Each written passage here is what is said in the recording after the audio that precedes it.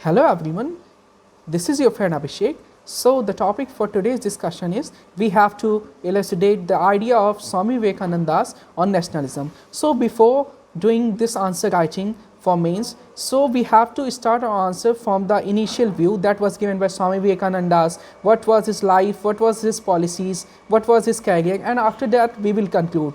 And while performing the conclusion or before the answer writing, we will elucidate the 5 points, which may be like humanism, international relations of Swami Vivekananda. We will see the nationalism, we will see the spiritualism of Swami Vivekananda. So step by step, we will elucidate it and we will explain everything further. So Swami Vivekananda was a major force in formulating the concept of nationalism in colonial India. He is regarded as the patriot saint of modern India, but he has revived the dormant national consciousness of India.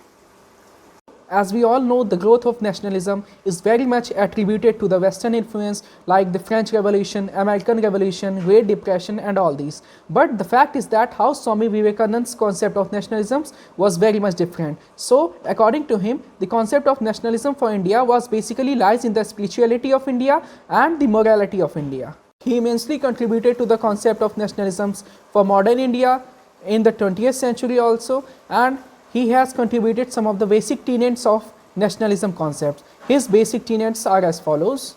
His ideas on nationalism include spiritualism, religious basis, humanism and internationalism, ending the cultural isolation, roots in Indian philosophy. We will discuss each of the point one by one in detail. So basically we are going to start with the concept of spiritualism.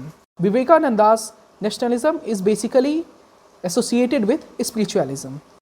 Humanism and universalism are the two cardinal features of Indian spiritual culture that are prominent in the role of nationalism that was given by Swami Vivekananda. He called the Indian to understand the spiritual culture of India, to understand one's spiritual goal, what is the place of India among other nations, what is its role in contributing the harmony of other races. So we can see that's how his concept of spirituality was very much different from the other thinkers. Like we have saw that he said that the spirituality is the most important form to improve the nationalism, to make the ideas of nationalism to the point of religious base.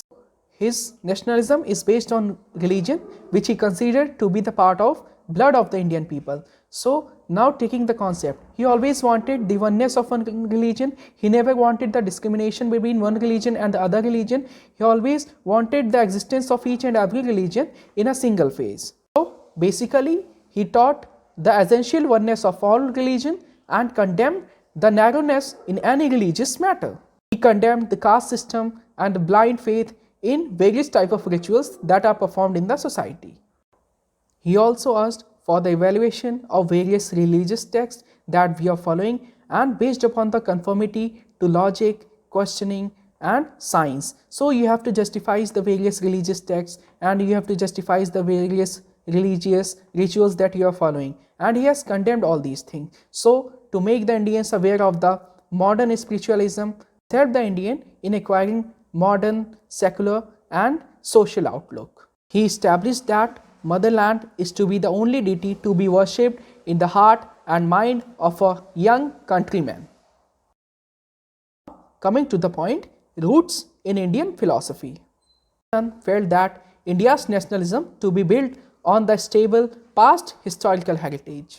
So he advocated and revived particularly the Indian philosophical tradition, which is known as the Vedanta, as being the one of the most important rational system. Vivekananda worked for the awakening of masses, for the development of physical and moral strength of the individual, and to enrich the consciousness of pride among the people of India, which was basically the historical heritage in the ancient glory and the strength of India. All these facts help in glorifying the self-respect, self-confidence and pride among the India and its cultural heritage. Now coming to the point of humanism. So for Vivekananda, the humanitarian morality should favor the human progress. He emphasized not only on the personal salvation but also on the social service and the humankind. He also drew attention to the extent of poverty in India and also emphasized or stressed upon the elimination of poverty. coming to the point of nationalism and internationalism. So he encouraged people to mingle with the life of other individuals and with the other nations to promote the cultural well-being of other nations. His love for the mankind has transcended the geographical limitations. His interests were not mainly confined to the India alone, but it was part the international level. He always wanted to be the exchange of the cultural traditions, exchange of cultural activities, exchange of people among the other nation. We have to increase the bonding between the other nation. So all these were the concept of nationalism and internationalism with respect to the spirituality of Swami Vivekananda. Is that he called for the harmony among the various nations. Relationship was also the next factor. Now I am going to justify or explain the last point, which is ending the cultural isolation. When Swami Vivekananda was addressing the parliament at Chicago in 1893, he started the process of ending the India's cultural isolation from all other nations, which was leading to her degeneration. He opposed the colonization of culture and thought, and he was very much against the imitation of West. He opposed the blind imitation of West, but he always welcomed the positive aspects or the positive elements that we are getting from the Western culture. Now coming to the point of conclusion. So as we see that in 21st century, the today's world, we are passing with a question of turmoil. So there are so much turmoil in the world, and now the question is the kind of how the Swami Vivekananda's message will promote the spiritual integration of a mankind. At this hour of the human history of Swami Vivekananda promoting the national integration, spiritual integration of the nation and the world. This of universal brotherhood and goodwill, which will be very much relevant for the today's world. By using the universal brotherhood and the goodwill, we can achieve the spiritual integration of the whole nation, of the whole world.